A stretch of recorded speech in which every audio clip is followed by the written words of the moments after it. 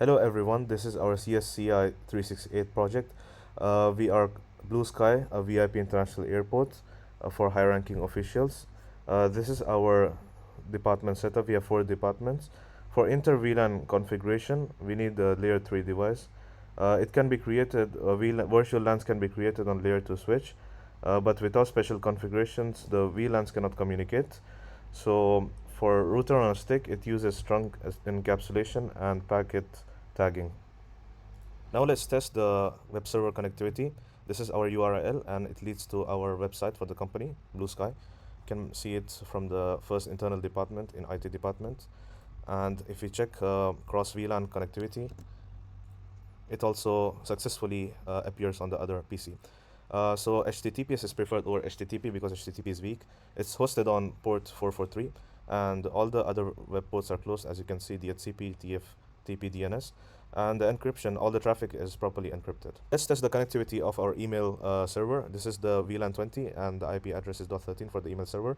And in the email configuration, we have the SMTP, which is for sending mails, and POP3 for receiving. Our domain name is bluesky.com, and these are the users configured. Let's test out the actual connectivity by sending a mail. So let's send this mail to the other PC, Fatima. It shows send success. Let's check if we have received it. Click on receive, and perfect, we have received the mail. Coming now to WPA personnel, it is one of the most secure standards used in the homes and small businesses. It protects the Wi-Fi using a shared password, making sure only authorized users can join the wireless network. It also uses strong encryption so no one can read the data being sent. So in my setup, as we can see here, let's do a quick test. From the laptop to the router, it is successful. From the PC to the router, it is successful. From the PC to the laptop, it is also successful. So in my setup, this is the laptop. We have here the Wi-Fi antenna, and then going to the router, we can see here that we have a maximum users of 10, and in our wireless, we have our SSID to have the name My Enterprise Wi-Fi, and for the encryption, we are going to be using the AES encryption. Now we come to the WPA2 Enterprise Network. This wireless communication network is a stronger choice for the organizations and professional networks. Instead of relying on just one single shared password, as in the personal WPA, in this enterprise network, there is a unique credential for every single user. So in this case, you need to configure every user on the radius. There is centralized authentication in the radius. So we have these users who have been added, and each user have his own password. Now, also we need to create the network configuration for the radius, and this is the shared key for creating the profile. Now at each computer, you need to create a profile, refresh, and then all the wireless network names are going to be displayed here. That's the SSID. Note here that the channels should not be overlapping. Let's do a quick verification. So a quick, that is successful. And from laptop to router, that is also successful. Let's do from PC to laptop, and that's also successful.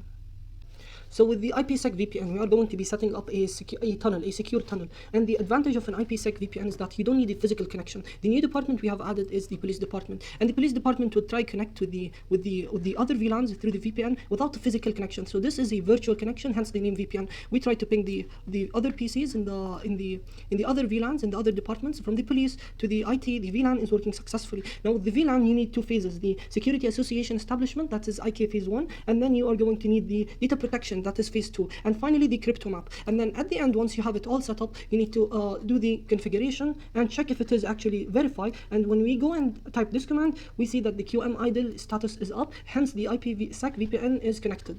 DMZ, or a buffer segment, is a protected network segment that sits between the internal network and the outside world. It's used to host public-facing servers like web or email servers while keeping the internal network safe. If a DMZ is ever hacked, the attacker will not be able to reach the internal VLANs.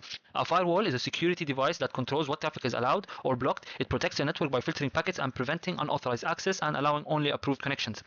Now, in my connection, I placed the DMZ server, the DMZ network, router 4. Then I used a zone-based firewall. I created 2 zones, an inside net for all internal VLANs and a DMZ net for the server. I allowed inside to DMZ traffic with stateful inspection, meaning return traffic is automatically permitted, but I blocked any new connections from the DMZ back to the internal network, which is best practice for security. This ensures user can reach the server, but the server cannot access internal VLANs unless requested. So as a test, we will do from an internal to the DMZ. It is successful. While if I go from the DMZ to the internal, it will not work since there is a firewall policy blocking. here we come. Finally, we reach the final slide and we tell you about the security hardening tips. So with the DMZ server, disable all the non-essential services like SSH and RDP. With the IPsec VPN, use strong encryption. With the WLAN wireless communication, upgrade to the stronger encryption and avoid using WEP. Disable SSID in case if necessary. To reduce the attack surface, disable all the unused ports and enforce multi-factor authentication and strong password management.